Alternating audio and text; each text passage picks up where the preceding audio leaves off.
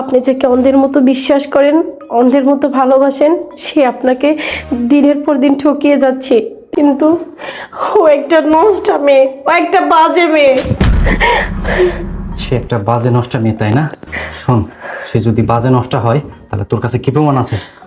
হ্যাঁ, আমার কাছে প্রমাণ আছে, কিন্তু আমার সেই প্রমাণের জন্য আপনাকে শুধুমাত্র আজকের রাতটা অপেক্ষা করতে হবে।